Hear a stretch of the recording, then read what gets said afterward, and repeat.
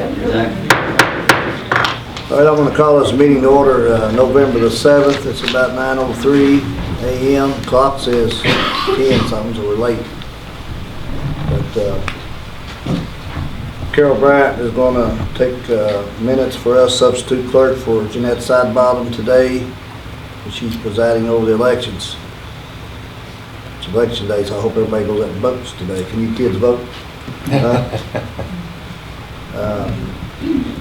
We will go in executive session at the end of the regular court meeting for KRS 61.8101C, discussions of proposed or pending litigation against or on behalf of a public agency.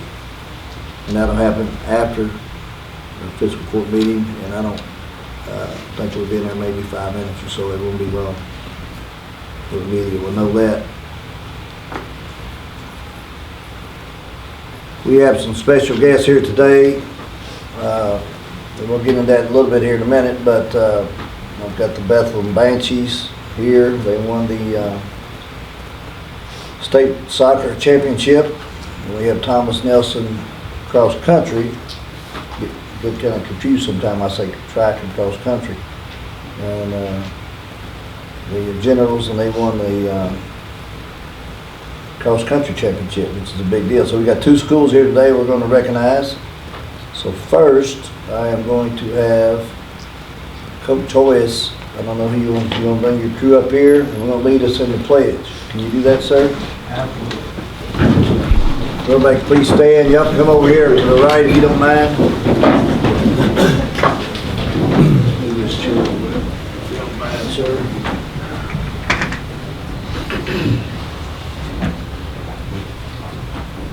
I pledge allegiance to the flag of the United States of America and to the republic for which it stands, one nation, under God, indivisible, with liberty and justice for all. Okay, you remain standing, and then I'll get the Bethlehem girls come up next if y'all want to take a seat. And well, Carly Thurman, I think you're going to do the prayer. Can you come up over here, please?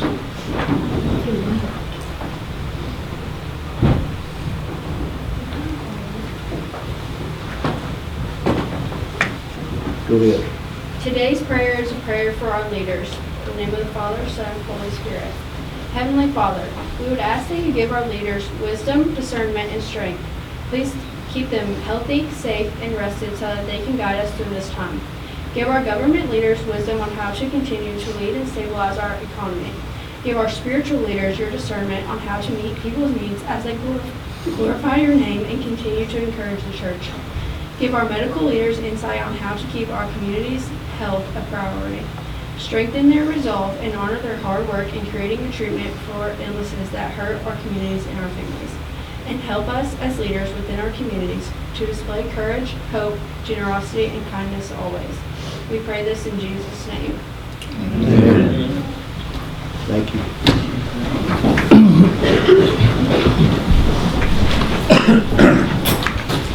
So on the agenda today, we're going to honor the, I guess I'll let the generals, since you're the generals, I mean, that's pretty strong, right? So we'll let y'all go first, and we're going to recognize them. So Coach, I'll let you come up and introduce yourself. If your players want to line up across here and introduce yourself, and you can say a few words or recognize them for what they have accomplished. Sure. I'm Coach Matt Hoyes. Been at Thomas Nelson since we opened, and I've had the pleasure of coaching track and cross country there as long as we've been in school. But it's been a pretty historic year this year. We've made our first team podium, and the guys team finishing the 4th place is the team highest in program history. But we really kind of rewrote some history this year by being the first boy individual state champion and girl individual state champion. Only the 7th time that's ever happened in the state championship's 48-year history. So they've introduced the girls state championship 48 years ago, and this is only the 7th time that it's ever happened. We had the same boy, or the boy and girl from the same school. So pretty exciting. Riku actually earned his 2nd consecutive state title. He's a junior. And then Bailey Houghton won the individual state title for girls, and she's a freshman. So we had a pretty pretty awesome year. To get there, the boys, they notched their 5th consecutive region title, which is also tying or improving on our record of state, or it's not just state berths, but region titles to get there. But and then just kind of carrying on that tradition even a little further. We're already into postseason now, so brag on a couple of them a little more. Daniel Filiatru here is an 8th grader from Oklahoma home, and he made All-State in the high school state championship as an 8th grader, and then this past weekend went on to middle school nationals, and he ran 5th fastest time in the nation and was an All-American. His younger sister in the 6 and under category isn't old enough to run for high school yet, even though she's playing fast enough. She also earned All-American status in the 6 and under for nationals as well. That's so amazing. It's been, it's been a good ride. So a lot of these guys are continuing to train, and we're heading into kind of the national championship season. We'll be traveling all over the place. We go to North Carolina, we'll go to Alabama, and we'll get to race all the best from around the U.S. Do you run with them? A little. Just year by year, I just get relegated further and further back. It happened years ago. Jarrett Mattingly, a lot of you guys probably remember, was a standout for us and all-state runner, and he was the first one that dropped me in a workout, running with him and Tyler Bradley, and just more and more every time. I just get further and further back. If one is sick or injured, that's usually who I run with. Well, Coach Hoyce, is it how you pronounce it? Hoyce. I've known him for many, many years, and he would run up and down the Miller Spring subdivision and ran Lutheran Church Road up and down, and I think from time to time he'd go across that knob and maybe what they call Bernheim Forest, and I don't know if that was legal or not, but I think a time or two he was up there, and the cameras might have seen him there. Yeah. I ran into the backcountry manager there one time, and it was during COVID when they were closed. So he politely asked me to back off a little bit, and I joked about running up there at night, and when he's like, "Oh, I've got you on camera 1,000 times."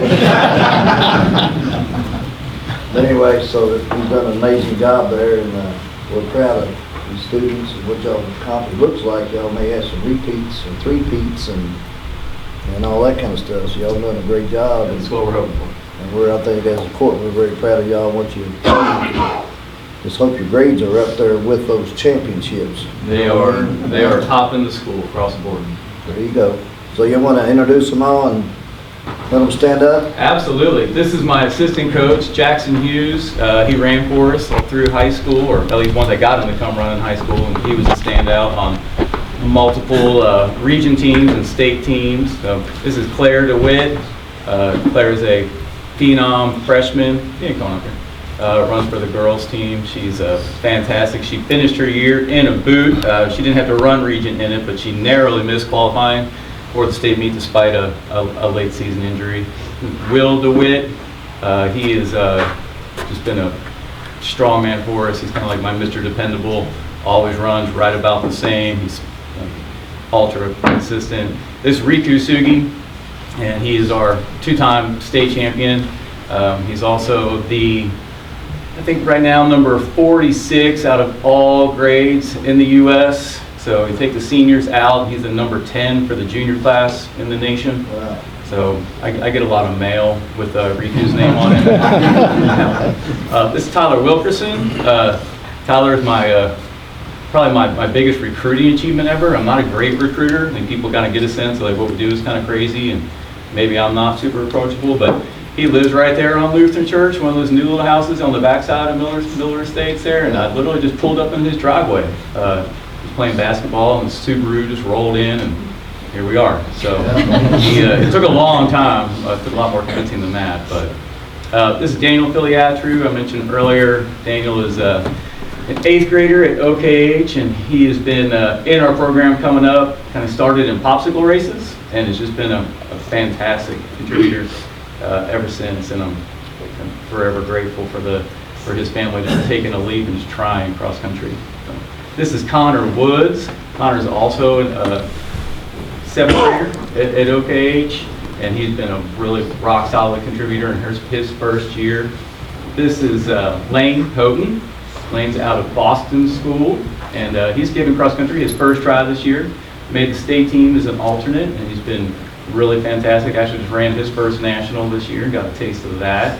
So, this is Bailey Houghton, also came from Boston via LJ. Her family lives over there, and just won our first ever girls state title. So I think the first in program history and probably town history. I'm not, maybe there might have been a 4K champion out of Nelson ages ago when they ran 4K, but Bailey runs 5K, and she was also our first region winner. So she had to outrun the top seed in the state to win region, and then had to repeat that a week later to win the state meet. And lastly, this is Adeline Filiatru. She is she's going to be our national champion. She really is, but has all of it. She's just a fantastic contributor, and next year she'll be old enough to run for the high school. Right now she's just burning it up in the middle school ranks, and she'll be top. Who's the little one here sitting down? Is they running? He does when we make him. He's kind of grumpy about it, but yeah, that's River Houghton. So he's another up-and-comer, but yeah. Coach, can you introduce your staff, the people here who support you? Sure, there's a lot of them here. We have some parents and some staff. This is Julie Filiatru, proud mom. Sean Smith is our assistant principal. Amy Durbin's prize leader. Thomas Nelson. A couple of dads back here. Yeah. We have Anybody else want to make a statement? Y'all want to talk? What are your goals moving forward, Riku? I'm about to go run a regional meet in North Carolina in about 3 weeks, so I'll be trying to get that top 10 spot in the race to qualify for nationals, which will be held in California. We'll all be rooting for you. You mind, Coach, line them up here and get y'all support staff, parents up here with you. We're going to take a picture. Sure. In the Fiscal Court, y'all get up there with them, please. That'd be great. I don't know how you want to do it. What's the best way? Who's the photographer here? How about lining them up behind you? Do it around here? Yeah. Do it around here? Let's get these chairs over.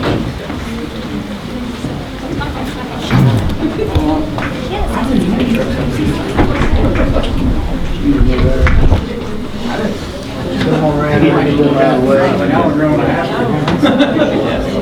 Tell us how to get it, Gene, we don't mind. Y'all might have to step up. The parents Y'all get get up here and behind let you. you behind. Congratulations. Yes, sir. Congratulations. Oh, thank you, sir. Wow.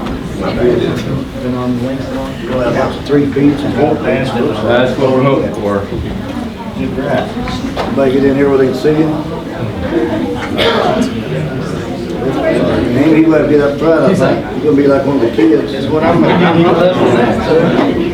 Need to, John and MC need to get that, squeeze it in there.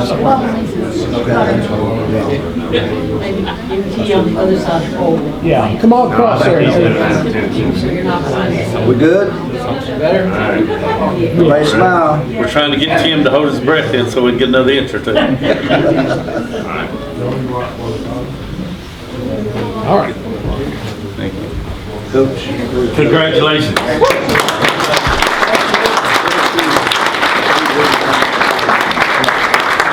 Bailey. Riku.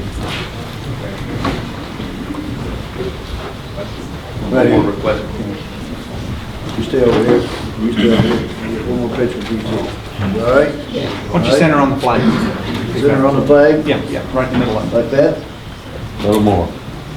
Keep going, keep going. There you go. Yeah, there you go.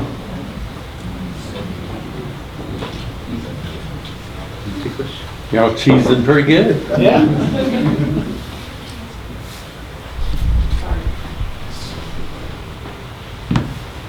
All right, thank y'all very much. Congratulations.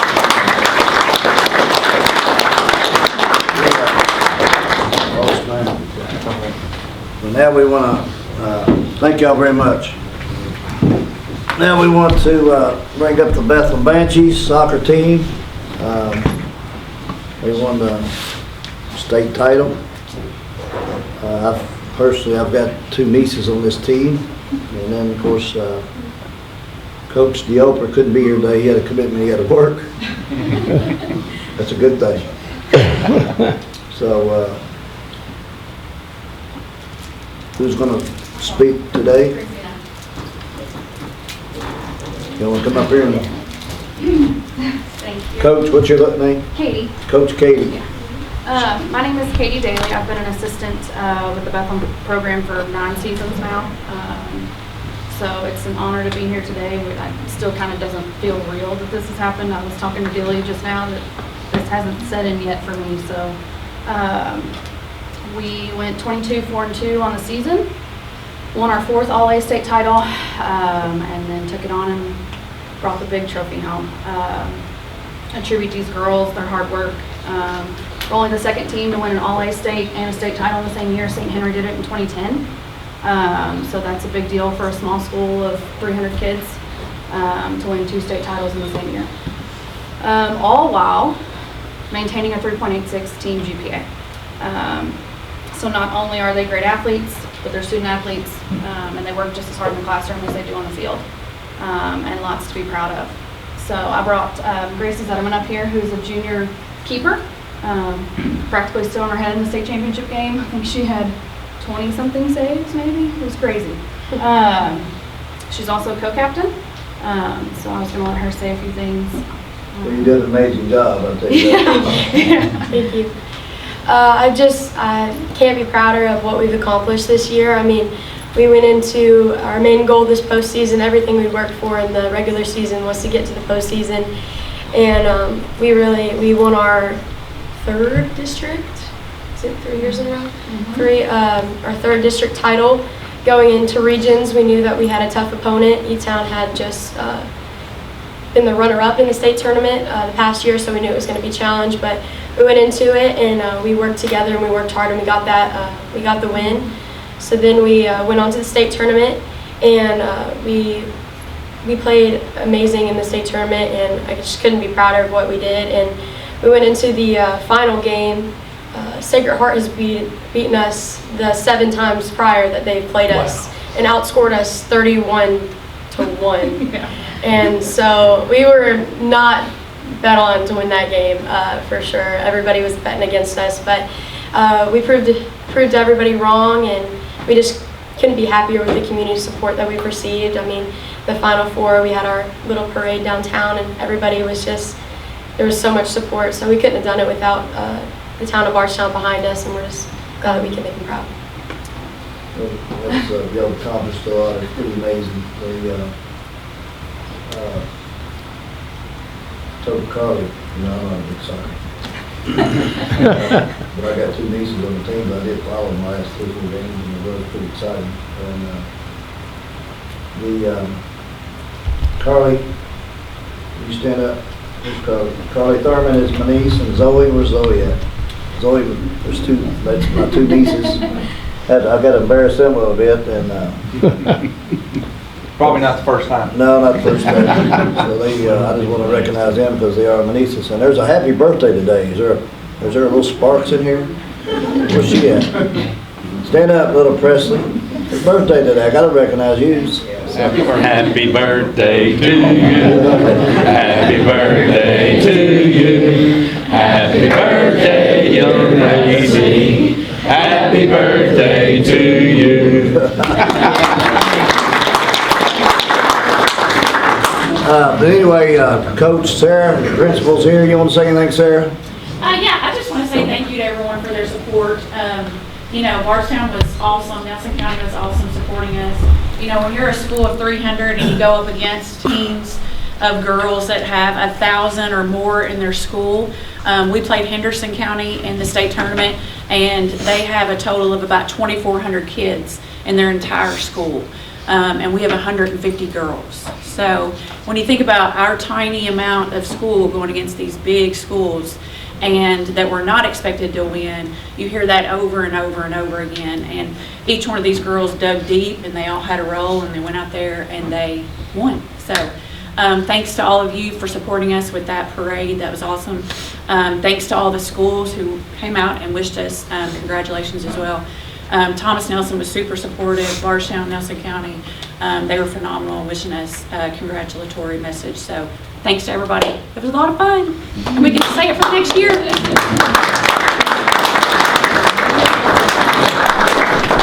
Mr. Athletic Director? Sure, yeah. First, I want to say also congratulations to Thomas Nelson and the coach. I mean, that's since I've been in this role, they've been the big dog, so to speak, in cross country, and that legacy clearly is on firm footing, and the future's very bright, so congratulations to them.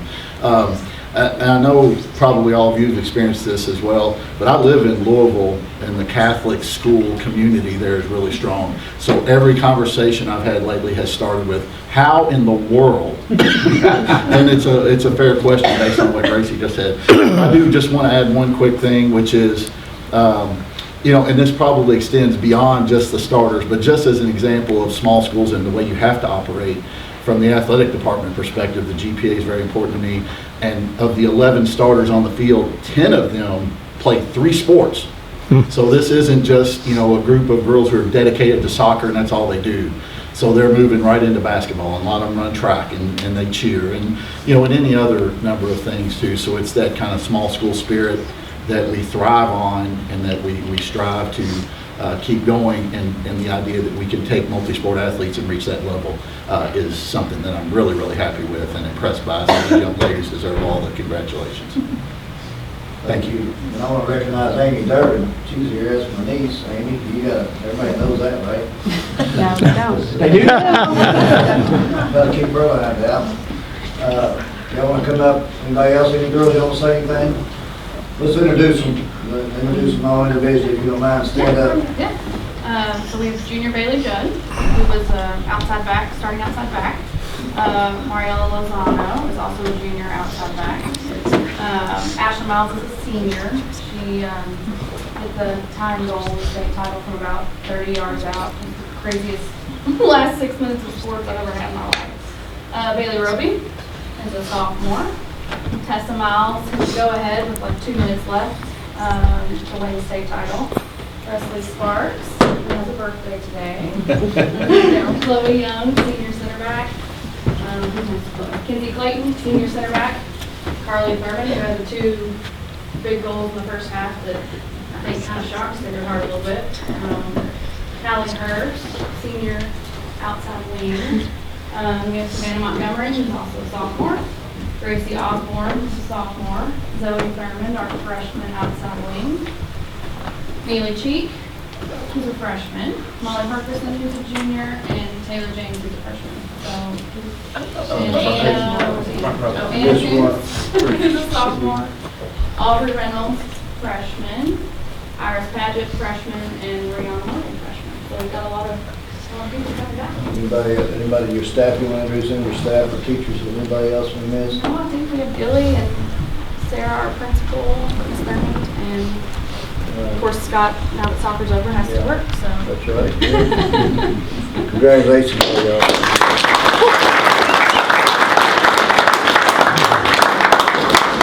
Y'all want to come out? Oh, y'all, let's take a picture. We're really going to have a hard time now. Exactly. We just have them. Me and Jim. Going up there toward the front. All right. Y'all get close to the front, kind of go around this table just a little bit. And we'll put it in. Why don't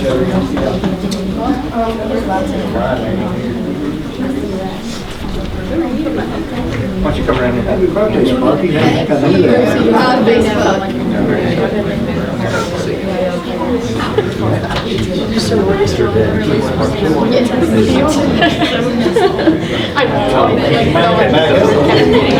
All right, get in here. You get wise enough to get them out. You don't see us all?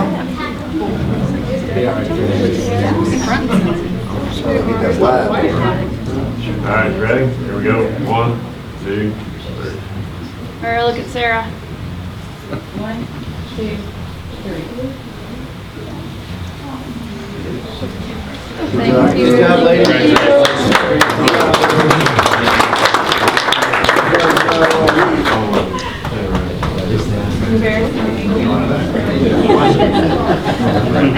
Thank y'all, everybody. Thank you.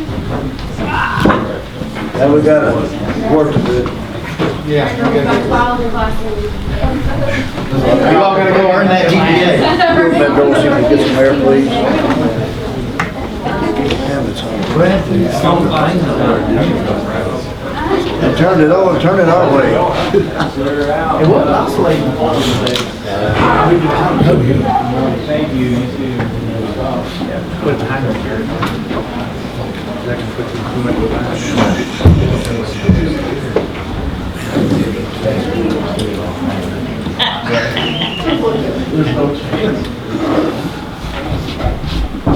Hey, Judge. That feels better right there. Let's get a motion to appoint whoever's temporary to take the minutes. Let's get a motion for that. Yes, sir.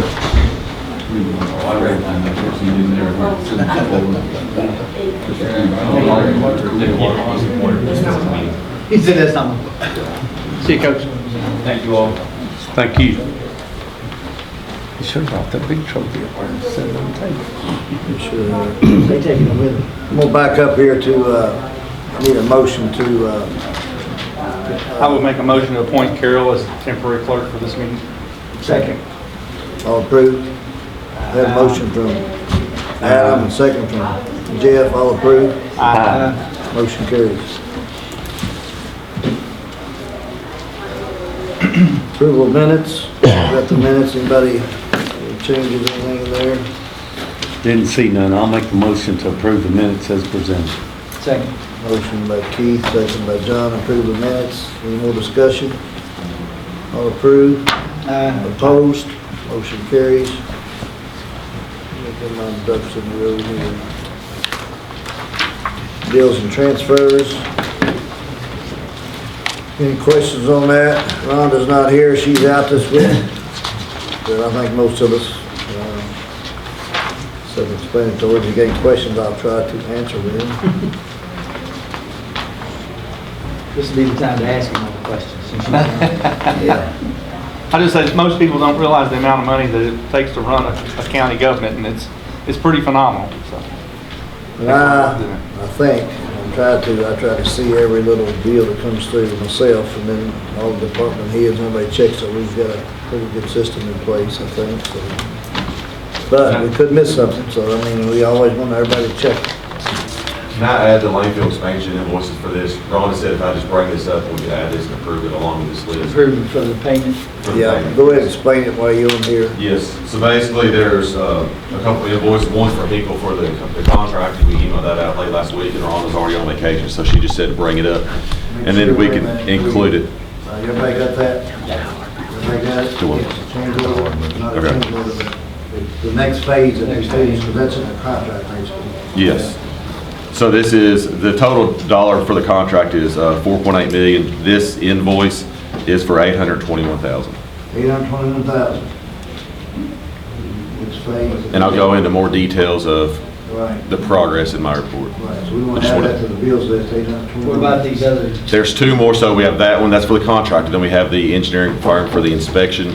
That's all the testing and inspections for that, so I wanted to add those as well. What's the three? Go ahead and talk about it. Hamilton Environmental? Is that one of them? No, that is for, so there's one for, it's Ken Virons for $26,693. 26,693. There's one more for Ken Virons for $304. $304? Yes. What's this Halton Environmental line? Is that included in the phase payment? Yes, that's included in the phase payment, yes. What's the name of this company again? 821? Ken Virons, No, 821,000. Hinkle Construction Services. All right, I'd like to entertain a motion to pay Hinkle Construction $821,000, $26,693 to Ken Virons, $304 to Ken Virons. Add that to this bills list so we can go ahead and get their check cut as soon as Ronnie gets back. So do we need a separate motion on that, or just include No, them? I'm going to add them to the bills list. This is the motion to add those to the bills. To add those three. I'll make the motion to add those. I'll three second to the that. bills list. Motion by John, second by Adam. Any more discussion? All approved? Opposed? Motion carries. Now I need an approval for the whole complete bills list. I'll make the motion to pay the bills and transfer. Second. Motion by John, second by Jeff. Any more discussion? All in favor? Opposed? Motion carries. Thank you.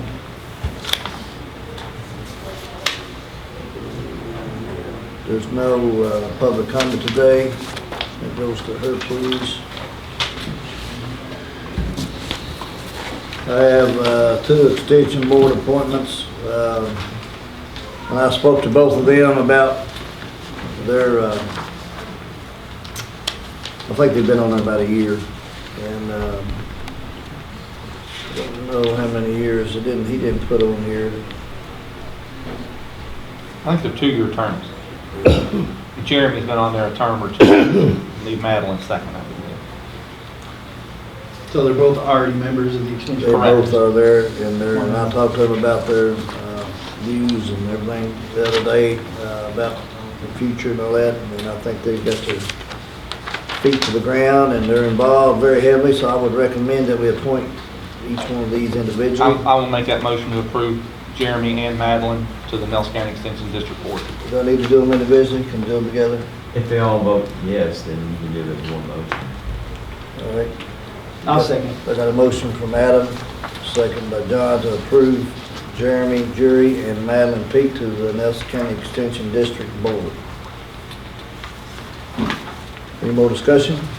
All in favor? Aye. Opposed? Motion carries. Judge, is that Madeline Peak? Peak, Madeline Peak. P-E-A-K-E? Correct. Okay. Gotcha.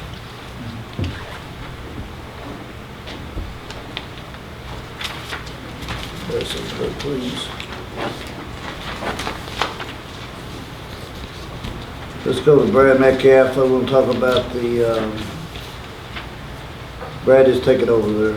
All right, first on the list, I've got a proclamation here from you on Nurse Practitioner Week. Would you like for me to read that? Yes, I would.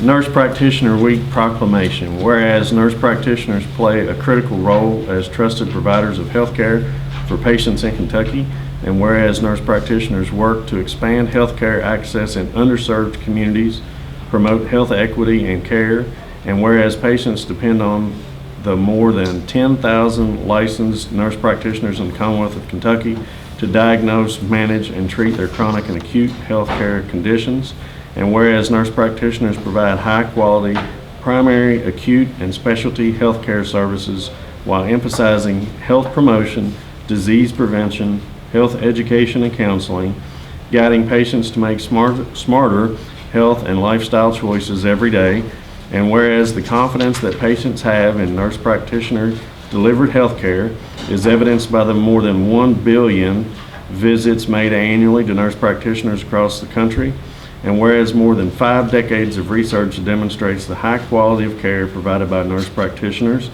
and whereas better utilization of nurse practitioners through modernized state laws and improved policies creates better health through a more accessible, efficient, cost-effective, and higher quality healthcare system, and whereas more than half the nation has adopted full practice authority legislation offering patients full and direct access to the outstanding care provided by nurse practitioners, and whereas nurse practitioners serve as the primary care provider of choice for many Kentuckians and play a pivotal role in the health and welfare of our communities, and whereas Nelson County Fiscal Court is proud to recognize and honor the service of nurse practitioners to our county and our state.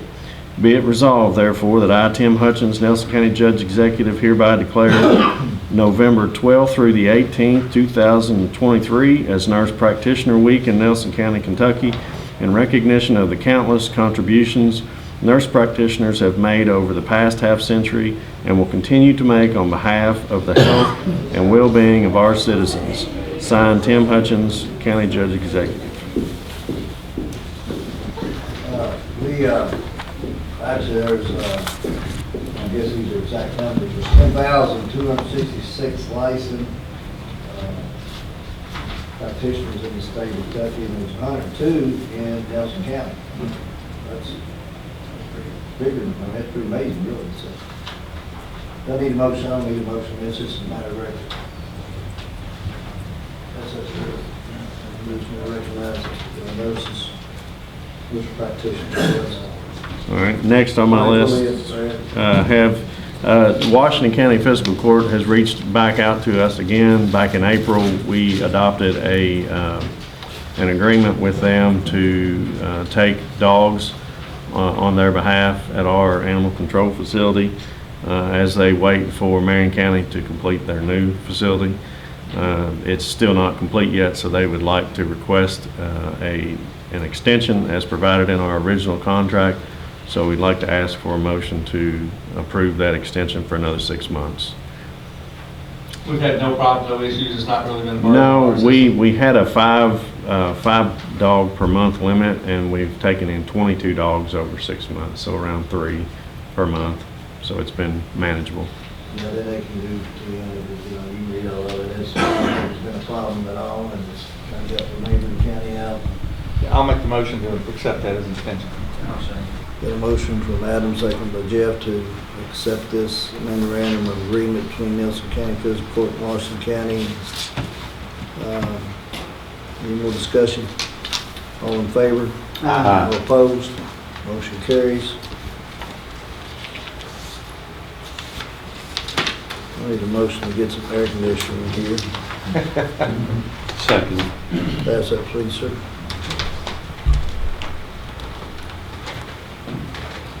Justin Hall had a funeral today. He's not going to be here. Brad, can you give his report? Yes, sir.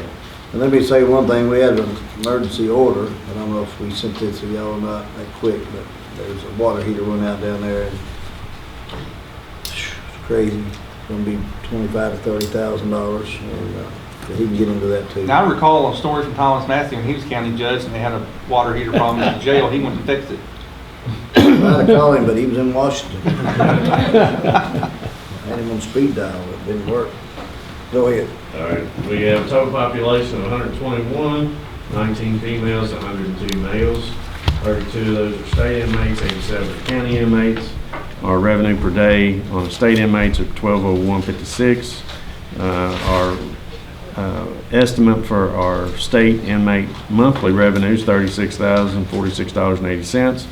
We have 53 in circuit court, 18 in district court. Our recidivism rate is 74.51. Average length of stay is 97 days, 135 for a felony, 49 for a misdemeanor.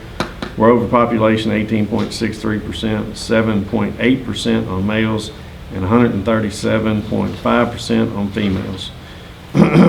As of, looks like the end of September of this month, we have utilized 14,627 inmate hours worked at $20 an hour. That is a savings to the county of $292,540. If we went with $15 an hour, it'd be $219,000. As the judge said, we did have boiler number 2 did fail this week. Justin did work with Talbot's to get to try to find one. First of all, they did find one and requested the judge to sign an emergency order to go ahead and get that ordered because they had it in stock. So judge did do that. It's going to be approximately $30,000 to $32,000 to fix that boiler. That runs all the hot water in the old wing or the 91 wing of the jail. So clearly by state regulations, we have to have hot water in a building. So it met the criteria for an emergency. It's in the new wing? Okay, sorry, I thought it was in the old wing. Brad said it's in the new wing. The air conditioner valve that we've been waiting on for 2-3 months has finally come in. They got it put in just in time for us to switch it over to heat. That's how it always works. The city did, I don't remember if Justin told you this or not, but the city police did donate 2 of their old cruisers to the jail to be used for the inmate crews for transports and that kind of thing. City's been using 4 inmates for leaf pickup crews, and we're working with Brad and his guys on scheduling the inmate crews. Fiber's been installed at the jail. We're working. We'll talk about it a little bit later, but we've got agreements with the city this week that we've got several locations where they're going to be doing the final fiber hookups in several county buildings. And that concludes my report, sir. I asked Justin, we need more, that's what it says here, more training, because we're gonna try to use more inmates. We still got a lot of projects to do. And I've got a lot more on my agenda to do, so I'm trying to get more inmates out, save the taxpayers money. He sent y'all everybody got the copy of the canteen statements, just for an update. That way if you ever have any questions, you can talk to Justin about that. Trying to be as transparent as we can. It's basically got the canteen balance, and you got a breakdown of all that. There was a inspection. I think I sent y'all that too. There was just a couple little hiccups. They've got that corrected. So, if you have any questions, you talk to Justin about that. There was a letter of, I guess, appreciation. I think we sent that to you. That who sent that? The jail inspector, wasn't it? Or It was from another. It came from another. Ohio, and they had come down and looked at something that they had done, and they were trying to implement it back at their jail. The body scan. The body scanner. Yeah, and yeah, some yeah. information, and they was really appreciative of Justin and what he done. And, That was a very complimentary letter. very complimentary letter, so I want to congratulate Justin on that. Talk about the hot water, let's see. How old was the hot water heater? like 10 years old. 10 years old. How big a gallon is it? 100 gallon, 250,000 BTU. It's got a heat foot. Yeah. Sure. Yeah, 100 gallons, not that big. Excuse me? Didn't have one of those? Just have one of those. Could they put 250s in?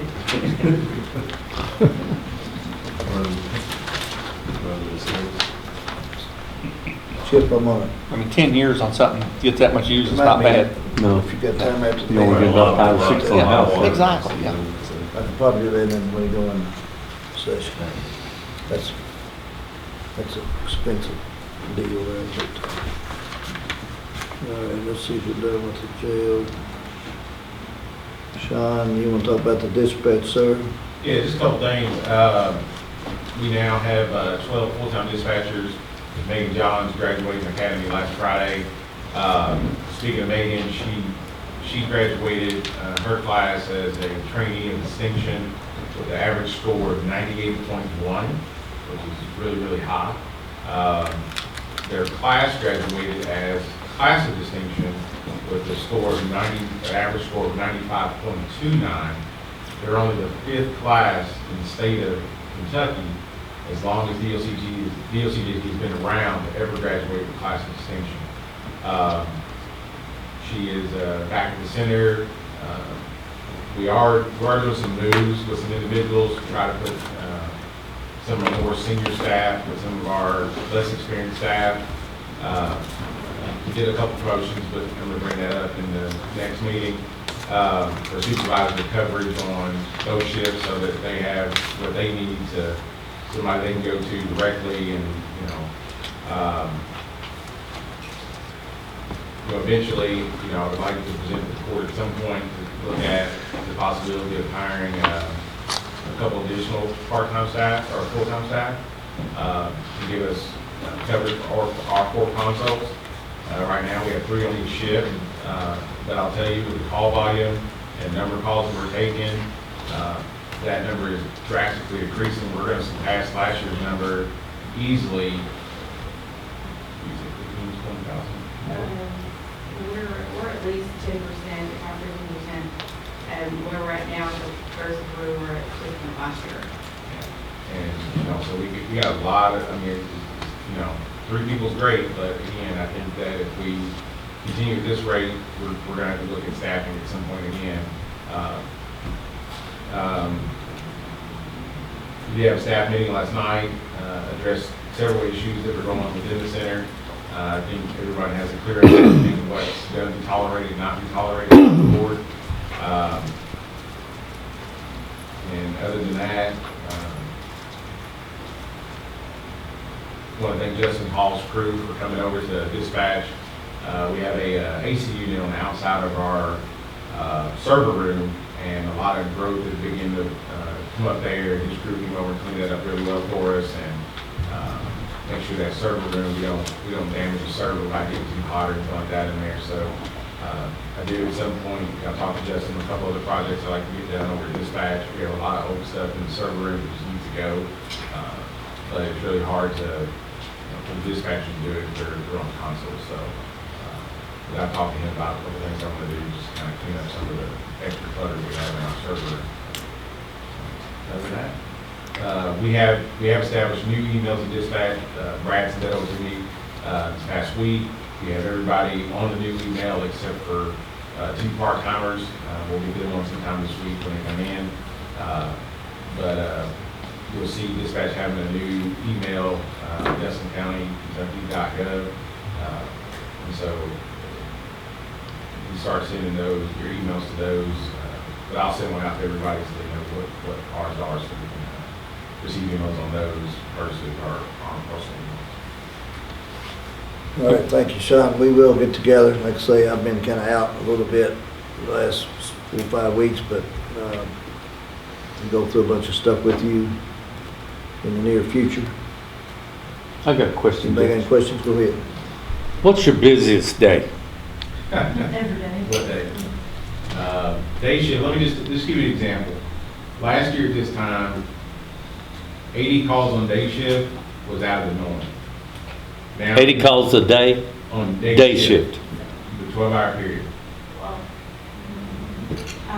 When he says 80 calls, that means calls for service, calls that we're actually dispatching emergency responders to, not phone calls. So you probably had 100 or 120 calls, but they didn't deserve to be more than that. 250, 300 at least. Really? Times the phones are ringing. Say it one more, what'd you say? 250 to 300 or more. A day. And that's very Well, day shift. Yeah. Okay. But when he says calls, he's meaning like calls for service where we actually are dispatching either EMS, the fire department, or a law enforcement service family. Right. That's the number he's giving, not the time. I'm not giving you that number. I'm just giving you the calls for service. So now, an 80-day call is a distant future of what it used to be. They're taking 110, 120 calls now for service versus a year ago. And we're gonna surpass our number of calls taken in that center easily 15,000 to 20,000 more than what we did last year. And that's calls for service. And again, three dispatchers in there, that's a lot. Especially when we have the types of calls and then on night shift, I don't know why it is, but the pursuit seems to be a night shift thing. And the plot cameras have helped with that in tracking vehicles that are stolen that come through Nelson County. They've recovered a lot of cars with those plot cameras. But you got 3 dispatchers working a shift. 2 of them are, one's calling the pursuit, one's documenting the pursuit, and then the other one's taking all the other calls that come in during that time. And if it's a long pursuit, like some of the ones we've taken recently, you know, they can last an hour, 2 hours, 3 hours long. I mean, it's crazy. They go from all over in this county, then they jump into Washington, and they come back to Nelson, and they shoot to Louisville, and they come back to Cox's Creek, and it's just an ongoing thing. And so our call volume has increased to the point where we are going to have to consider bringing on a Ford. When we met last week about some things, how many days are you running with 2? When somebody doesn't come in, you don't have nobody to call in. So you said by the end of this week or next week, you're going to be fully staffed. Yeah, we are based on our budgetary, that's based on the budgetary numbers, correct? Right. We have 12 full-timers and we have 3 part-timers. How many full-timers? We have 12 full-timers, 3 part-timers. We did have 8 part-timers. A lot of those have quit and gone on, or just didn't pull the hours, so they resigned or whatever. And the 3 part-timers we have, they all have full-time day shift jobs. So their only availability is on night shift. Right. That's their only time we can use them. They aren't available for daytime. So we put out a new flyer. Kudos to Justin, created some really great fire for dispatch. We had 19 applicants come in. We were able to do 5 interviews out of the 19 applicants. So has that been better since we got all the raises up and everybody's compensation? Definitely helped. It definitely helped. I think we're competitive in that area. I think that We have 3 right now going through the process of being hired. They've got to go through their phase 1, phase 2. They've got to go through drug screen, background checks, and where we used to be able to just hire somebody after interview, bring them in next week, start them, it's a 2-month process now. And so when you look at 2 months, and then eventually the part-timers that we bring in, they have to go to the academy. That's a 4-week process. Now, there's not too many part-timers that can go to the academy. So we're making sure we tell them that in their interviews, as a part-timer, you're gonna have to go to the academy. And if they have a full-time job during the day or even at night, there's no way they're gonna be able to go to the academy. So hiring part-timers is really not gonna help us a lot. It's gonna, since everybody has to go to the academy, I think it's more cost-effective to bring on 2 additional full-timers. I'll get with you on that. We're gonna get all the numbers and see where we're at on the budget and so on and so on. So, all right, thank you for that. Yes. Yeah, Miss Michael, I don't have a report this meeting, sir. I was just listening. anybody got any questions? Michael has actually had some health issues. It surprised me that you're here today. And I thank you for that. He's actually in the hospital, and I hope you're feeling better. So, yes. We did, he did send you a report on the, what they call them, safes or whatever it is. Updated report on all that, and I don't know when we got it, but, anybody want to talk about this? Because we asked Michael to give us more information on this. And I think that was just from some questions that you guys had last time. Yeah. You brought that up. You'll study it, anybody look at it, and just talk about it, or would you rather table it to the next meeting, or what's y'all's flavor of the day? No, I looked at it. I think I also found some other information nationwide.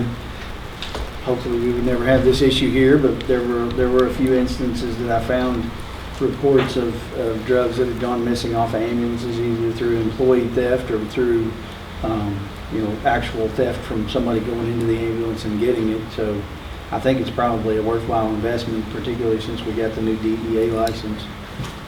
So I would make the motion that we purchase those safes that they've asked for. I got a motion from John.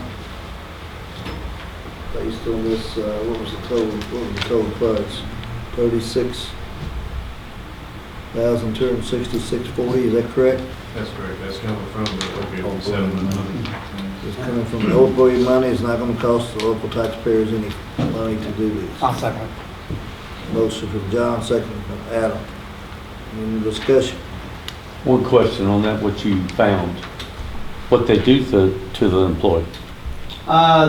There wasn't a whole lot of information about the result of the case. One of them, it just mentioned that they'd been fired for missing drugs on it. The other one actually got prosecuted for the theft of narcotics. Why can't they do the same thing with this? They can punch their code in there and still look the same way.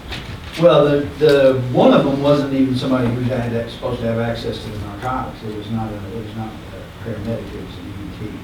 So they wouldn't have. My understanding is they would not have the needed access for that safe in order to even take that. But you see what I'm saying? I mean, they could punch their code in there and still steal it. A paramedic could, but Yeah. an EMT could not, and somebody going into the ambulance could not do that.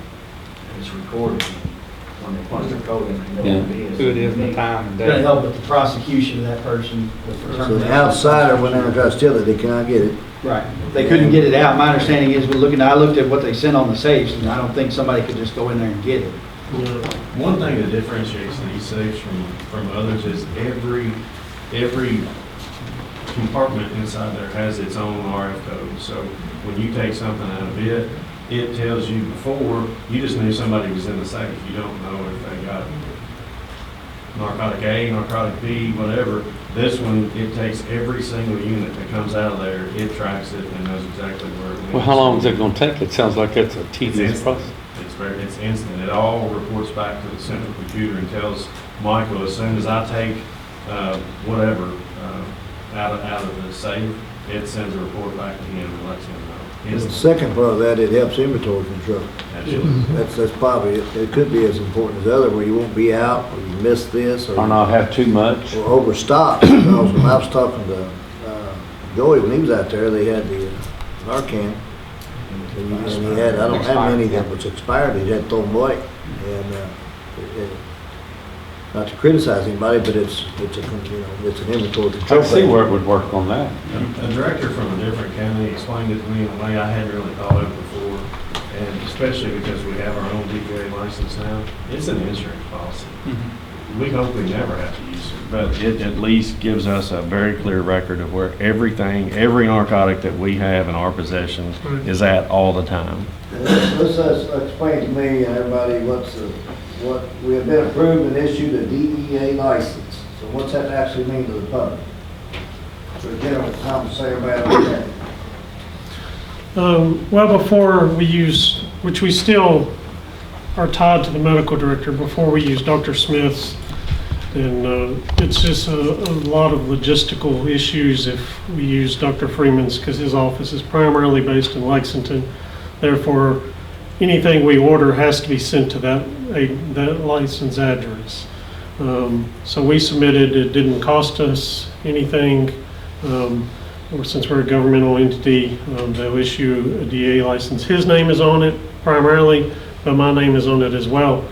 And it allows us to process those orders and receive them at our station. And with this SAFE system, we can input all the information, the lot numbers, the expiration date, the amount we receive, and put it in those seals and put it in the station version SAFE, which is included in this price. And it would control it from the time we received it to the time it's either used or if it does expire. And then that would take out the human side of it for that, and it's complete tracking. And the DEA license is just what everybody, all hospitals, doctors, everybody has to have a DEA license to administer medications. How much this thing weigh? Safe. What keeps somebody from going there and stealing? Well, it's mounted to the truck. It's mounted to the truck. It'll be from the mounted to the inside. truck. So are ATMs, but they get them. Nothing's foolproof. I know.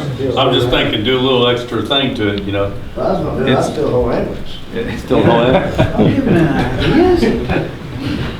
Them things are expensive. Yes. Got a motion in a second. All right, I got a motion and a second. The motion was from John, second from Adam. Any more discussion? All approved? Aye. Opposed? Motion carries. Thank you, gentlemen. And make sure y'all print this. It comes out of it's no tax dollars paying for this, please. That's what I like the most anything. Mr. Pruitt will not be here today. He's installing some equipment out in the southern end of the county, I think. He give you anything to report on? He did, yes, sir. Go ahead. The first thing is we received a notification from KYM about the enhanced environment for fires. So I have given to the judge a burn ban order that we would like to request to do. It would ban Outdoor burning from daylight to dark. What about from dark to daylight? Is there a time limit on that? No, it'll be until it's, we get favorable weather conditions to go back and repeal it. It doesn't say daylight to dark in there. Is that, seriously, I mean, it's, I think it's a burn ban 24 hours. And it very well may be. I was thinking it was, I think the state one that we're under right now should be, or at least the one we were under was 6 a.m., 6 p.m., I think. So they are under a state burn ban now. That's an automatic thing every year. Yeah, that just goes from And then October to, I had some people asking about this again, and we had a pretty good rain like in my house last week, but there's other places in Canada that didn't get it. It was kind of surprising to me because it's fairly, But I don't think this had to last too long. We're in November. October, the driest month of the year, so we'll start getting some more rain, I feel like, but next 2 weeks don't show much. So pursuant to KRS 67.710, I don't have to read this whole thing, do it, Chip? Just want to declare a burn ban. No, you're just asking them to approve it. Right. So anyway, that's what the KRS number is, and then I'd like somebody to give me entertain a motion for that. Well, do we, I mean, what I'm just curious about as far as the banning, is it different than the state ban? If the state has a burn ban on it, how much more ban can you get? If you're only under the state ban, if someone like does violate that, you have to go to Frankfurt, you have to go through KYM and then come back. If we do our own local burn ban, we can enforce that locally here rather than have to go to Frankfurt and go through all the paperwork. I know it doesn't seem like much, but it just seems redundant. That's why it is redundant. I asked Joey that the same, but I've never done one, but it's just. So how is the public notified of this? Well, hopefully we'll send it out to all the media contacts. Put that on our Facebook page. Yeah. Carol, you put that on there, Facebook, and it'll be, the mayor keeps up with anything at all. We'll send out media. Don't worry, they'll call dispatch. We'll be informed. Dispatch, that's another call you'll get. Well, I guarantee you get dozens of them a day, especially this time. With the wind blowing like it was yesterday, you could burn, and 3 miles away, you're gonna smell smoke and wanna know what it's from. Right. I'll make the motion that we institute burn ban. Motion from John, I'll second. second from Jeff. Any more discussion? All in favor? Aye. Opposed? Motion carries. As soon as the weather conditions improve. I don't think it'll last long. And then once it's removed, will that be publicized as well? Yes, it will. Yes. And I'll make sure to let you all know. So continuing on with the report, we wanted to thank Mayor Heaton and the City Electric Department for their assistance in winning 2 trucks and two bucket trucks and 2 guys to help us about 3 weeks ago to take down the old sirens and put up the new sirens at Balltown, Howardstown, and at Balltown and Howardstown. Joe is actually out today since the weather's nice. He's out doing the final hookups at New Haven, Balltown, and Howardstown. I left out the city barn. They actually helped us replace the one on the city barn as well. These are the 3 new sirens that we ordered, I don't know, last year, I think, finally got in. So they will be hooked up by the end of this week and ready to go. Very nice sirens. They're omnidirectional sirens, so no matter where you're at, it hits you at all directions all the time. So it's got a lot more coverage area. Are these, Brad, the ones that we received? No, these are the ones that we ordered last year. We ain't got the other ones yet? No, that's 6 more, right? All right, go ahead, I'm sorry. Let's see, so Joe's doing the final hookups on those today. The Bardstown Fire Department, in conjunction with Nelson County Emergency Management, is looking to host some ICS 300 and 400 classes in January 2024. These are continuing education classes for senior level emergency services personnel, fire department, EMS, police. If anybody's interested, they can call Joe, myself, or Chief Spalding. The baby box at the Fire Station 1 is complete. The alarm monitoring has been done. The testing has all been done. There is a press conference for the media. There is a press conference tomorrow, November 8th at 4 p.m. at the Fire Station 1 on 245. There'll be a press conference with the national folks that do this and the local people that help to get this done and put in. And also then there'll be a blessing that they do to kick that off. As the judge referenced, we did, you all did approve at the last meeting the 6 sirens that we're getting in access from Madison County.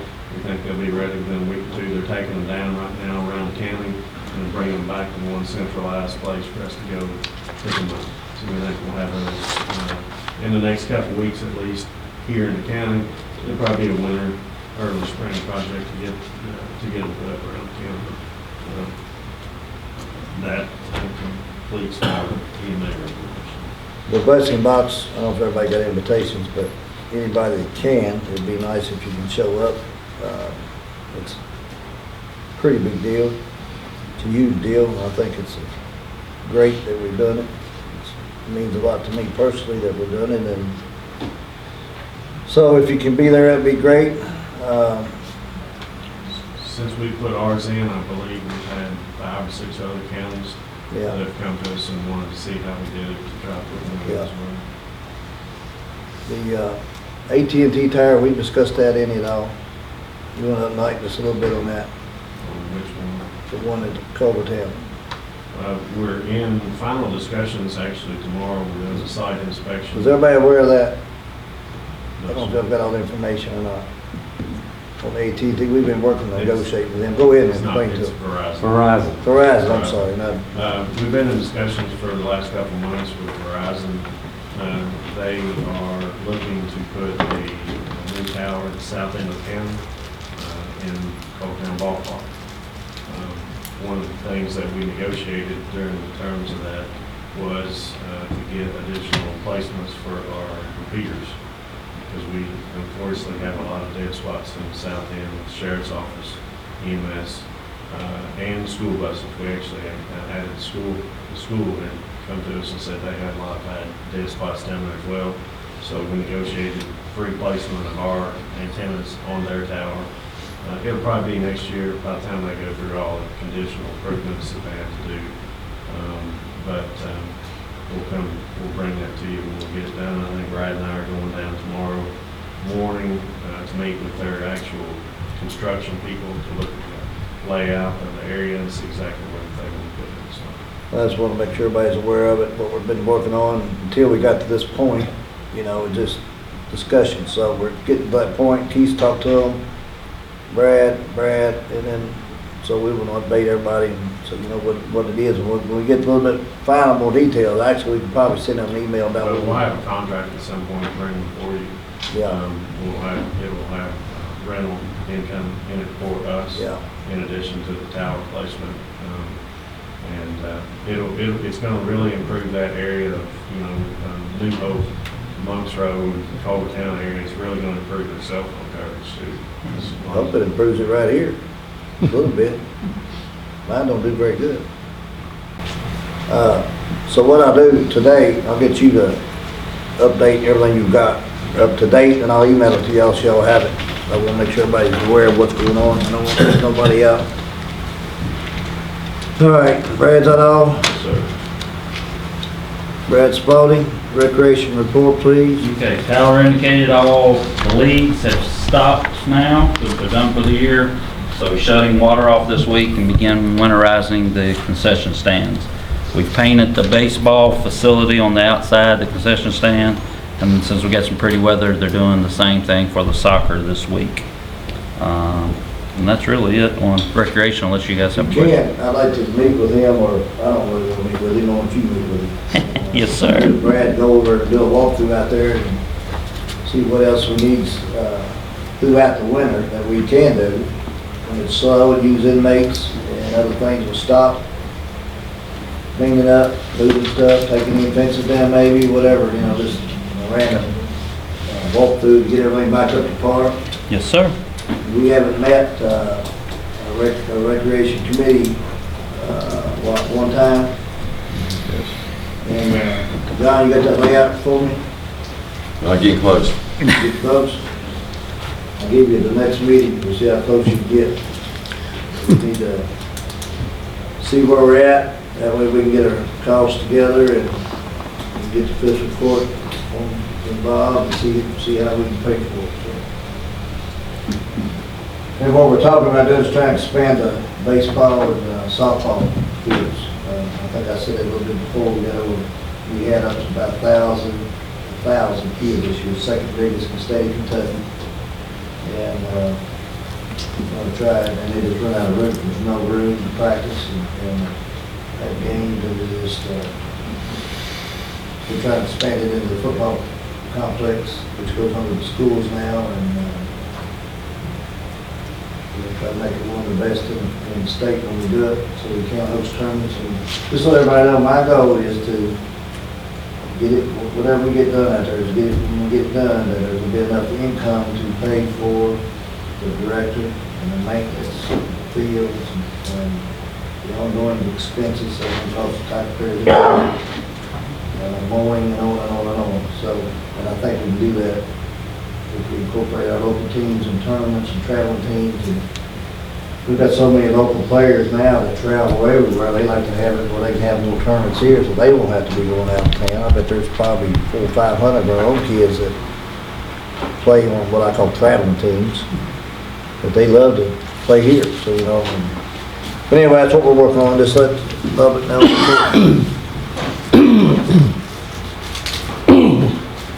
Brad, let's road department, please. So we'll deal with the Ed pile first. This is the little tract of ground. If everyone remembers, we declared it excess property. We followed the KRS for submitting bids. No one submitted a bid. And so then I'll turn it over to Chip on how we follow up from here.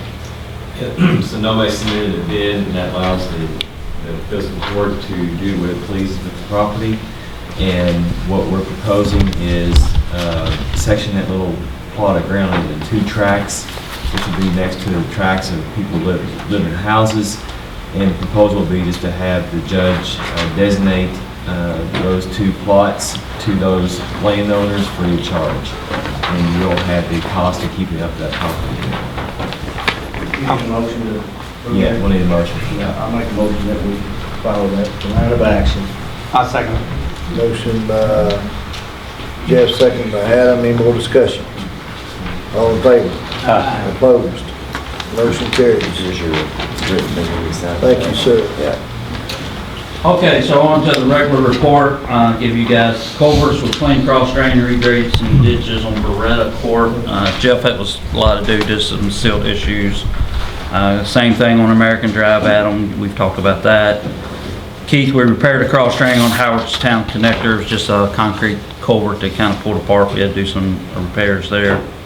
Batzel Road, Adam, it had some settlement, so we tried to take some, before they paved it, some dirt and build the shoulder up, try to help that out. We'll hold our breath to see if that works or not.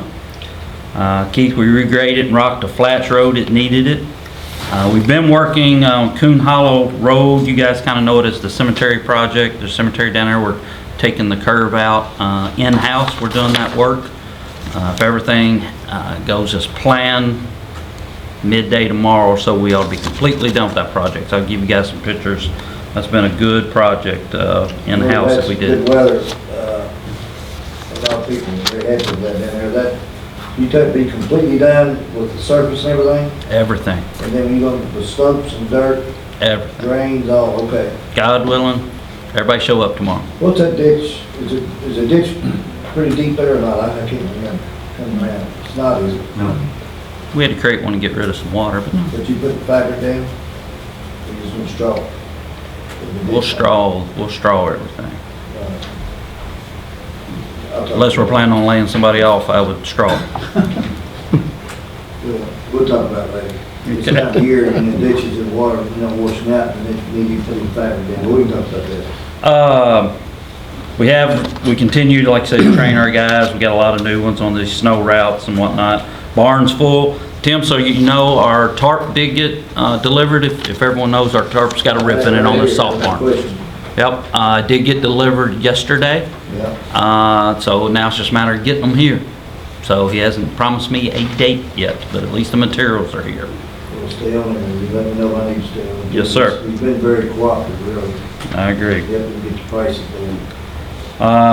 Keith, we repaired some of the fence that completely fell down to Balltown Ballpark. There's a privacy fence there. We sent some guys down to repair that back. And then, of course, we helped with Feed America project. I want to hit on Highway 52. We're into the middle of this project.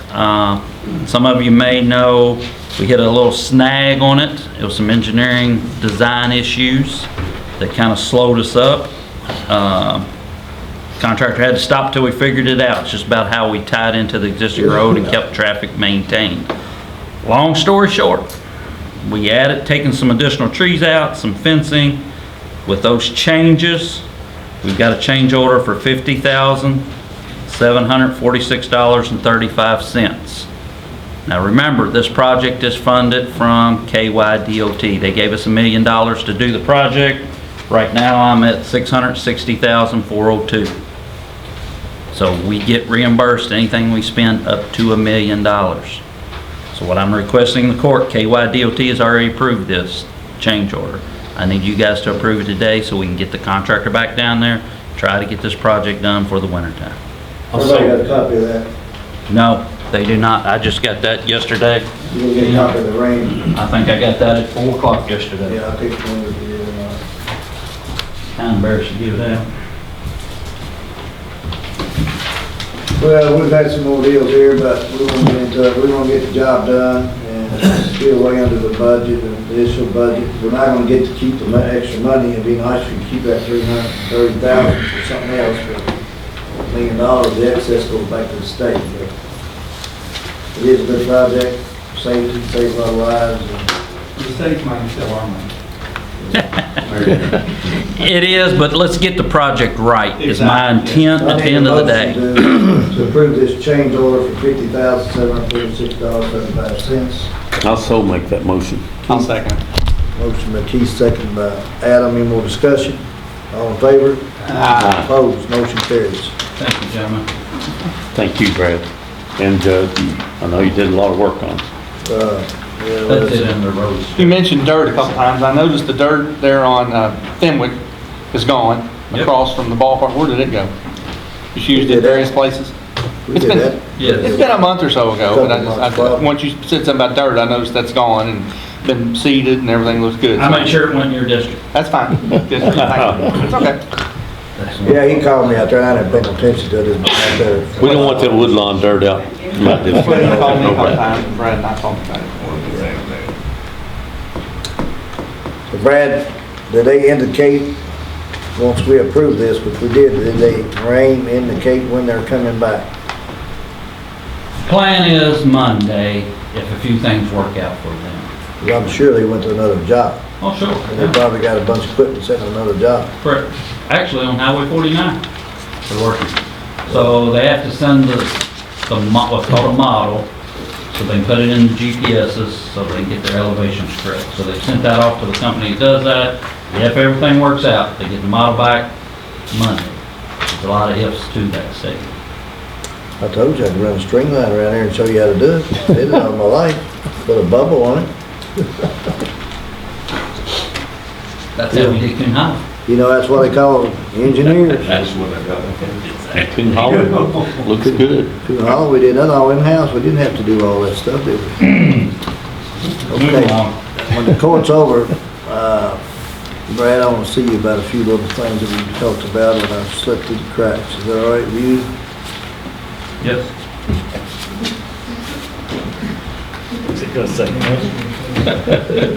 I was gonna say, which Brad? Yeah, that's what I was wondering. I always answer Is that all you got, Brad, on the For the road department. road department? And that Ed Powell Road, I appreciate that. I want to get that off behind me. John, you want to talk about the landfill, sir? Okay, so landfill expansion, progress update. So we had some really good weather this fall, so everything's falling into line. So our big milestone that we hit Monday, we had a state inspection come out. So the landfill's built like a bathtub. That first section of liner is that 24-inch clay liner. It's got to be put in right. It's got to be the right moisture, the right density. So a lot of things with the weather and everything got to fall in the line. We had everything basically worked out pretty good. The state came out and did their inspection yesterday, so that passed. So the next step is to get the actual liner crew in. They're going to plan on coming on Wednesday. It'll take about 14 days to get that liner in. So everything's going pretty good. That was a big hurdle that we were worried about with the weather. If it's cold, wet, damp, whatever, that clay does not dry out for whatever reason. That was the big hurdle to get done before the winter. So we got that part behind us now and get the liner going starting Wednesday, tomorrow. So that worked out really good. Next, with the landfill compactor, we had the engine go out in the landfill compactor. We bought this back in 2017. When we bought it back then, we discussed that engine will last 12 to 14,000 hours. We're at 13,500 hours. So this is basically where we thought we would be. So we looked at different options. Just a basic, the cheapest long bulk rebuild is just fixing just the very bare minimal parts. It's $67,500 with a 1-year warranty. The CAT certified machine component rebuild was basically just rebuilding that engine. Is 91,036. That has a 3-year, 5,000 hour warranty. And then you go up from there. If you want to do like a powertrain rebuild, include with the engine, that's 478,000. The certified powertrain plus hydraulics is actually all the hydraulic pumps, hydraulic lines, everything with that is 561,000. A full machine rebuild is 807,000, and then a new machine is anywhere from 1.1 to 1.2. I just basically got all the way across the board to see where we're at with this machine. Not requesting to get new, not requesting to do the high, just seeing where we are. So I would recommend getting the CAT certified rebuild, the second on the list for $91,036. That comes with a 3-year, 5,000 hour warranty. They're saying it could take up to 2 months to get that, but it might be a little bit, hopefully quicker than that. Everything John does out there is blows my mind. 1 year projection of the motor to last 14,000, to last 13,500. What's your projection on the powertrain? What's your projection on the hydraulics? You talking about the one where, the $90,000 one he's talking about? How many hours, is it? He said it went out 13,000. So originally, they're gonna give you 5,000 hours on the warranty. That you on the engine. Oh, I'm not on the engine. I'm He's talking about everything what else. you think might go wrong next. I'm not a fortune teller, so. I know, but you said you had the motor projected. So what I originally said, we talked about, I think you were on the court in 2017, what we were looking at guessing was at 12 to 14,000 hours to do that top one. Was you in Replace on the that engine. discussion, Jeff? I wasn't. So then going from there, the next, I was hoping to get roughly 10 more out of it, then start rebuilding, but you never know. I think what he's asking is where's the rest of the machine at right now? I mean, I Yes. feel like you're okay to Should you do rebuild the more, or engine should on you it go now? on and do the And rest? continue to Yeah, you're use gonna it? put a new heart in it, is the legs and the arms and everything else gonna keep working. I'll give you an example, what happened on our 826C, we rebuilt the engine not very long ago, it's listed on this. We rebuilt the engine, and then the next component down the line that's old broke, the transmission. We put a new transmission in it, I can't remember, a couple months later. So, my 2 cents, real quick, because we've been in an hour and a half. The machine's fine, put the engine in it. With his new expansion of his landfill, instead of being on a hillside like this, Keith, you been out there? He's getting ready to go to a flat area. It's not gonna be as hard on the machine. The next thing's gonna go out is the transmission. To be honest with you, that's the next thing The you're gonna machine get. is $1,300,000. It's probably take 2 years to get it. Is that correct?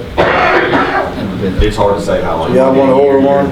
Y'all wanna go ahead and order one today? No, I make a motion, we do item 2, spend the 91,000. I knew that'd bring y'all back this. Got a motion from Adam. Second. And a second from John to basically rebuild the engine. And that from CAT, $91,036. Any more discussion?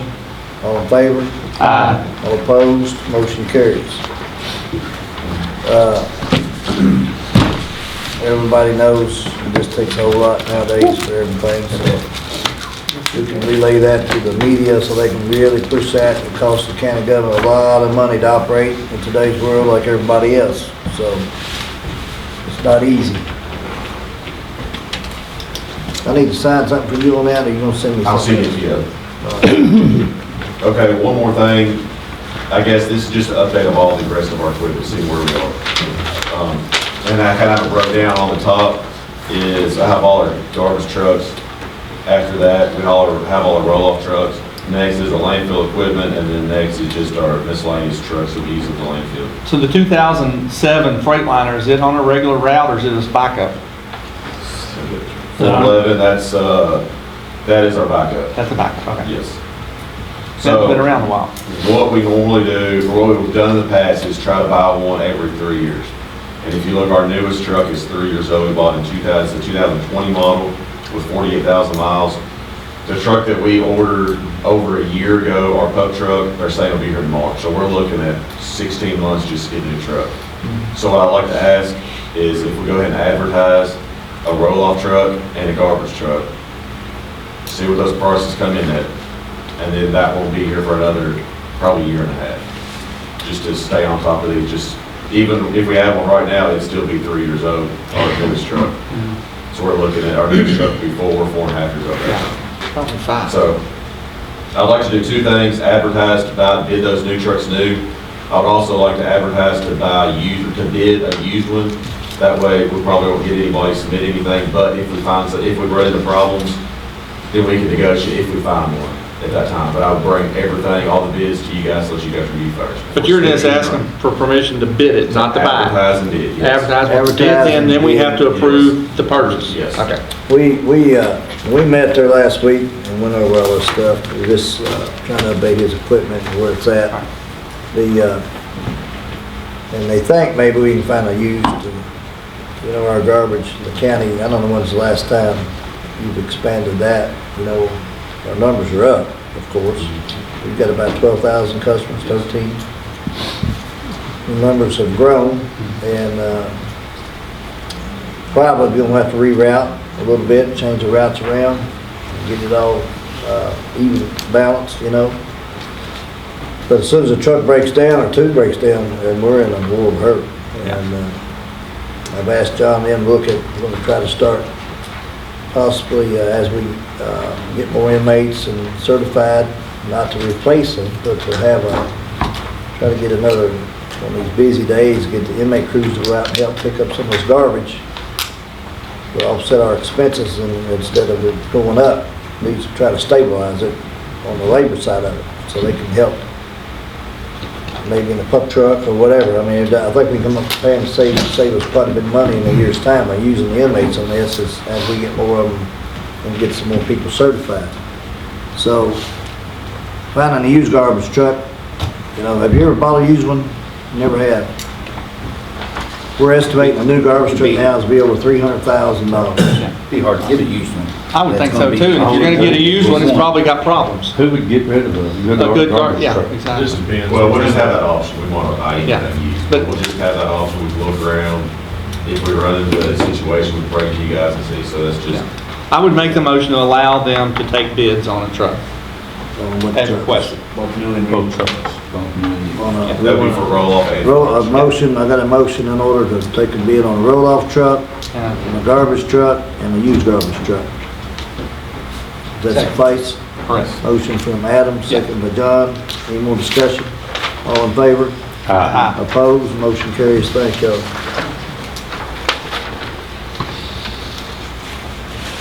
Can we ban John from coming to meetings for about 3 months? I think. No, we're gonna need another landfill expansion report before then. Engineers, John and Brad, you have anything to talk about on that side? The only thing, Keith W.T. Thompson water line is contract's supposed to be moving back to that location. So I would assume I see some work beginning, and then we've got 2 other ones still to do, Cornish Lane and Wycliffe. So we'll see how that comes along. What about, have you heard anything on the other water line? What other water line? Taylor? No, that has to go through Fiscal Court. Has Jessica ever came back with a cost? We would have to deal with that. She said, sure, they'll approve it, that we pay for it. They want it looped as well, that's gonna be an issue too. So no, that's not settled. I've got another county road I found, y'all, that does not have county water on it. Was there about 7 or 8 households? Yeah, can't be more than a quarter mile long, is it? How'd you find it? Is it missing or something? That's right behind Balltown store. Well, when I went up there to break up a fight where a guy was trying to put a backhoe on somebody else's property to repair his water line that went across somebody's property that they didn't know it went across. Uh-oh. All the property owners now are getting water from 31E, and they are crossing other people's property. And since then, some of this property is sold, and there's no easement, there's no nothing to it. And it's just, I keep telling y'all, bring that, we've got this report, and I'm just about got it done, but I haven't felt, my mind hadn't been clear enough to get in and dig in it, so I'll have it to you soon. I've had about 8 or 10, 5, 6, 7 calling them that we talked about in the past, and but I don't feel comfortable with doing it until I get, there's a lot of pieces to the puzzle. I don't want to just fix one. When I do it, I want to fix them all, because we're going to have problems down the road if we don't fix it all, in my opinion. And I think Brad, I've got him basically agreeing with me on how we need to do it, and we might have to figure out, some of the details as far as the money and all that. But I don't think we need to just do one thing unless it's a complete package. Well, I was just thinking, since it's a county road, I think we ought to have it on county roads first before we go to private roads. What's the name of the road? Robert Taylor. Robert Taylor Lane. It's right in behind the store. Oh, yeah. Yes. And you got the five, what we do, 5 bids early in the year on 5 roads. You got Mickey and them, are they done with that one? Yes, that one is complete. And It was full. signed off and done, full of rock? Yes. That's completely done. Has he done anything else yet? Nope, this was next year. Remember, we discussed that we were gonna allow him to go do some other projects and come back to us. Which we told him he could get in the, We did. you know, the winter weather, and, you know, that's when you usually put lines in, when it's muddy, when it's dry, you wanna build roads and things, so. All right, anything else? The only other thing John's dealing with, bidding out lots 1 and 2 at the industrial park. We'll come back next meeting with what it's gonna take to clear those lots. We had to postpone it for a week. John's been totally taking care of that. All right. That's it. I got an email from y'all about that. All right, Jeff's here on the updates on the phone systems. I know you're gonna talk about computers. I wanna know about the phone. Well, as Brad said, they got 5 grants at the jail. It's gonna be the first test site. Next step would be, we got 3 bids for phone service itself. All of them, I think, didn't fully understand the project that we're doing, so we need to get together and choose one of those, but we've got a rough idea of which, you know, what services they offer and what price. We have to refine that, start moving them over gradually, in case something blows up, we can stop. But I think it would be a fairly seamless process. We need to get together with Brad and John and Justin when he gets back, and we'll take a look at these options and make a decision, bring it forward to y'all, see if it's satisfactory and move forward. Should happen very quickly. When you say go, it should go quickly. And I think we get a little bigger discount if we get as many phone lines as we had thought. You know, all the phone lines moved over. A lot of logistics going on, and we've got phone lines in every elevator. We got, you know, even over at the library here. We have a phone line over there that we don't even use, but it's mandatory to keep that operation. Just a lot of details that need to be worked out, who wants to go in. Getting all the buildings, I think we're in good shape, or got a good idea of what needs what and where and when, so we're kind of moving in that direction. The first step to that was to get the fiber to the big users first, which was the jail here, Southern Building, Sheriff's Office, EMS, dispatch, all those core areas. So we've been working with the city to get those final connection orders, and we did that first part of the week. They said that I think they'll be done by the end of the week. The other part that we're doing, as Sean referenced earlier, we're starting one department at a time to move over to the new NelsonCountyKY.gov emails. They're more secure, much more secure. So every department, we've given those out to the department heads, and we're bringing those on slowly. What we'll do is then we'll forward for a period of time, just like your mail. We'll forward your old addresses to the new ones so that you can get everything in line, and then we'll be solely into the .gov email addresses.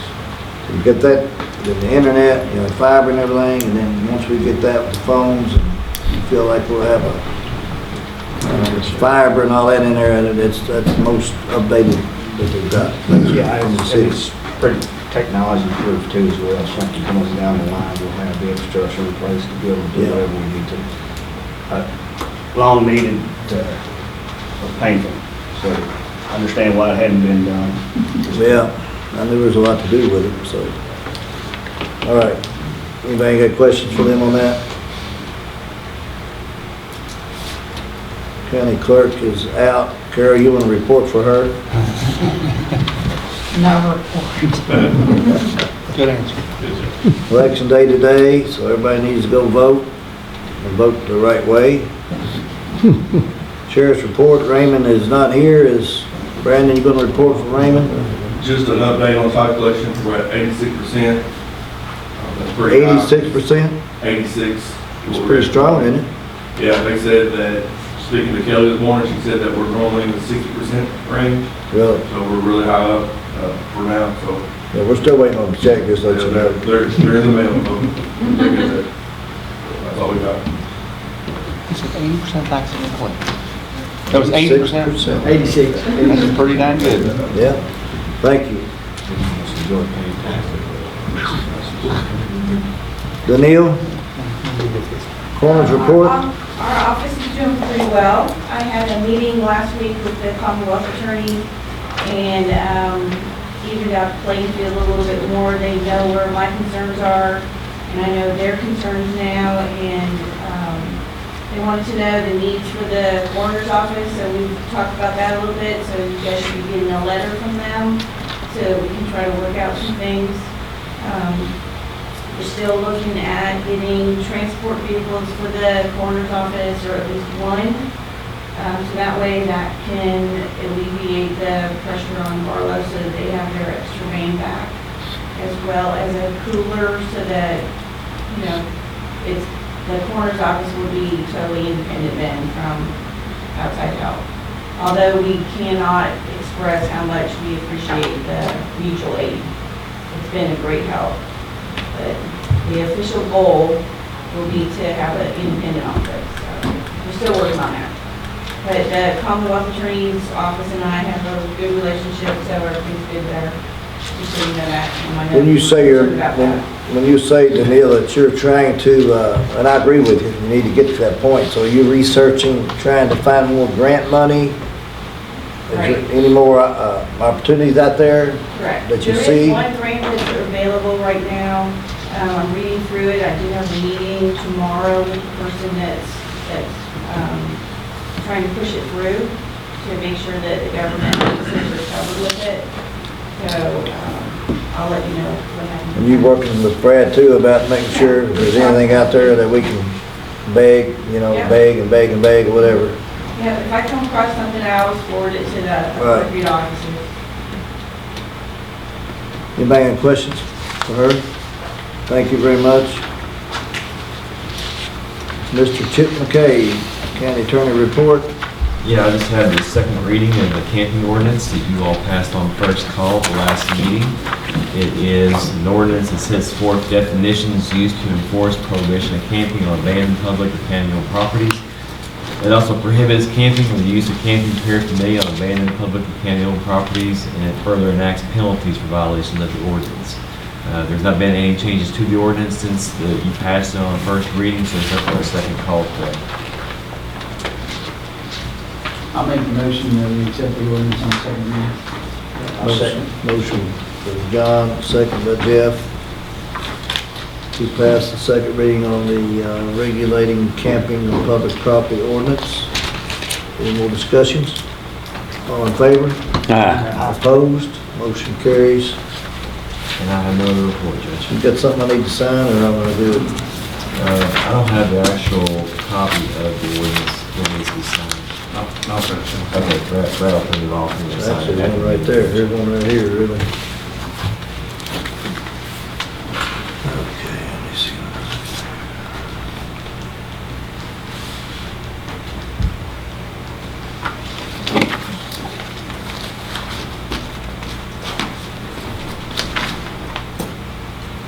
Got all this stuff here, it's got Brad Spalding's name all over.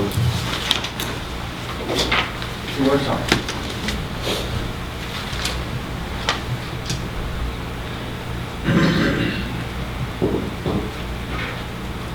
All right, let's go to the magistrates. Keith. No report. One thing, I want to say one thing. I want to give a shout out to Brad Spalding and the road department on their work on the cemetery road. They have worked really, really hard, and it's a very good looking project. May come out and try to hire them. Yeah, they sent me a thing trying to get him on the resume. Did they? Yeah, they said he couldn't pay what we're paying. I'll tell you what, I went out there one day with him, and if you watch our guys working, I mean, you see the kind of skill set that these guys have. They're worth every penny of the bank. we do have a good crew. I mean, it's been pretty amazing what they can do, and it's just, I think the teams, how they're working together, you know, it's important. We've had to weed out a few and bring in a few new ones, but that's just part of it. But like Johnson Crest, sometimes it'll keep coming back. I have no report. MT, None for me. Jeff, John. Good.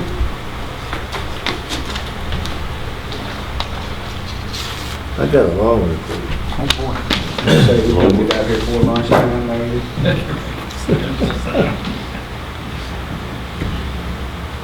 Yeah, that's about, what time is it?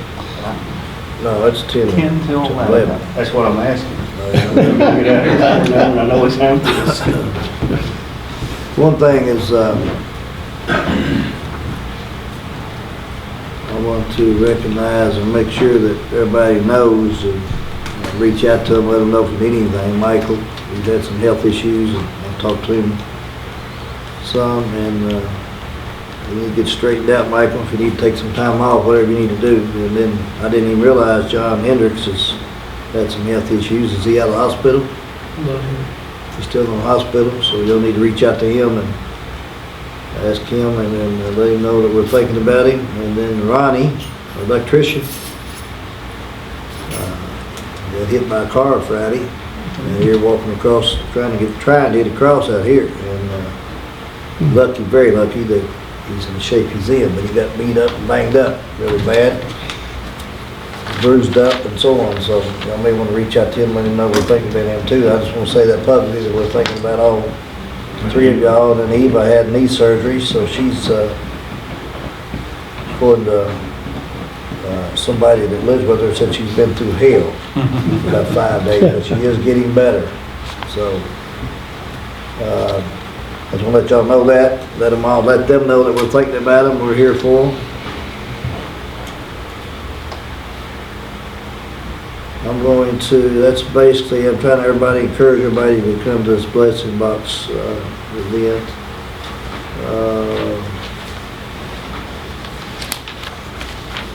Pretty much, I'm not going to get into a lot. I've got a lot of stuff to do. I want to publicly thank everybody. I've had hundreds and hundreds and hundreds of people that ask me about my health and checking on me and calling me and texting me, and I just want to publicly thank everybody for doing that. I had my last treatment Friday, and hope everything goes good. And I felt like hell too the last 6-7 days, just let everybody know, but hopefully after that I'll get to feeling better. So I do have lots of projects to do, and I want you to look at my desk. Carol keeps piling stuff on it, and I'm going to get to the bottom sooner than later. I will announce that I'm going to move the next fiscal court meeting, which is going to be on November the 21st at 6 p.m. And we will have it at the Civic Center. I don't think I need a motion for that, do I? I think I do, okay. I'm asking the court to make a motion to have our next meeting at the Civic Center on November 21st. I'll attempt to have a very short agenda, so we can try to get done by 6:30, and then we will have our public hearing. I'm going to announce that today. Luxco Incorporated, PUD application 2704. And we will have a public hearing there that night from 6:30 approximately.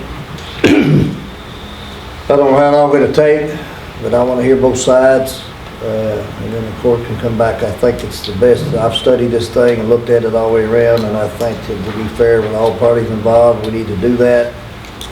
And then the court can make the decision. I'm going to ask the court not to make a decision that night. I'm going to ask you this today, is to not make a decision that night. We'll hear everybody's concerns, document everything. And then 2 weeks later, we'll come back and make a decision on our end. That's what I'm asking the court to do. So I don't have... At the next regularly scheduled meeting? Yes. First meeting in December. Yes. We've got 90 days from the date that the planning commission denied them. Then there's 90 days that we got to take action, or we just let it go. And that's December the 19th or somewhere in there. So at the December regularly scheduled meeting, there will be no public comments concerning? No public comments. I'll bring it up, and I'll let everybody talk here. I'll get you all the information prior to that. And if there's any discussion amongst us, we can discuss it wide open to, here, back and forth. But no comments at all. Public comment. But the 21st, I need a motion to move the meeting from this room to the Civic Center. Correct, to allow for the expected crowd for the public hearing at 6:30. I'll make the motion that we move the regularly scheduled meeting from the courthouse to the Civic Center. And I will second that. November 21st, On November at 20th. 6 p.m. John, second by Adam. Any more discussion? All in favor? Aye. Opposed? Motion carries. Motion to adjourn? I'm sorry. Special session. Question for Chip. Sorry, I forgot about that. Just so we're all on the same page, the decision that we make on this is supposed to be based on testimony at the public hearing alone, correct? Correct. Does that include the public hearing that was already held, the testimony that was given previously? No, you do one thing, you do one of three things. I mean, you can either let it go and then their commission's action statement. You can say, we'll take the testimony they took at their hearing and make a decision. Or you have your own hearing, take testimony and make that decision here. So you decided, I believe, to have the hearing here in Fiscal Court. So throw out the testimony from the planning zone. Correct. In our decision-making process. Yeah, you don't need to read it, and you need to take all testimony will be as new for you all, and I expect that both sides will make a full presentation. And no phone calls from the public regarding this. Yes, I think you can tell them that I can't talk to you about this now. We'll have a hearing. You're welcome to come to it and express your views there. But I think you need to base it all on the evidence you hear at that hearing. Now, is that from this day forward? Yeah. It's from the previous day forward. I think I've emailed you all about it last time. Yeah, I agree with that. Yeah. You need to do that. Yeah. And what, a little bit I know a little bit about it because I was a master for a few years too, is I was always told that legal advice is, I represent the public. We're elected to represent the public. And if you don't answer phone calls or emails, then you're not representing the public, in my opinion. But you cannot take new testimony. If they want to call you and talk about that water line or the hill or the smoke or whatever, you can discuss it as long as it's in the public hearing setting, but not any new testimony. Is that a correct statement? Yeah, if you want to talk to them, any magisterial business, that's fine. Yeah. But if they want to talk about this hearing, then I think they have to come to the hearing and express themselves. Yeah, but I'm saying after the hearing's over. That's really hard to tell them because that's not what they want to hear. Oh, yeah. But it does give them the opposing party, anybody who loses or whatever, that gives them grounds for appeal. And if it may not go the way that they wanted in the appeal, so it's protect both sides, really. That's the reason I want to have it. I want to be fair to everybody involved, and I've checked with some legal counsels and just done a lot of studying on this thing. I think it's fair for everybody, and then I do want to let everybody know, if we didn't do the new zoning ordinance that we passed a few months ago, you wouldn't even have this opportunity. Prior to that, they could not even come and do anything. So we'll make sure everybody's aware of that. Why? Because some people still don't know that. And they ask a lot of questions. Most people don't understand zoning, and it is very complicated. So, for a motion to go in executive session, please. Make a motion to go out of regular English. Motion by Jeff. And let me just go ahead and say it's for KRS 61810-1C for discussions of proposed pending litigation. Yes, that's what I said. Yeah. That's what he means. Motion by Jeff, second by John. All in favor? Aye. Opposed? Everybody please leave the room for about Can I have a 5-minute bathroom break? 4.5 minutes. Oh. Need a motion to go out of executive session. Motion to come out of executive session and turn to regular session. Motion from Adam. Second. Second by John. All in favor? Aye. Motion carries. And as we say, there was no action taken. And motion to adjourn. Motion by John, second by MT. All in favor? Aye. Motion carries. Thank everybody for the time today.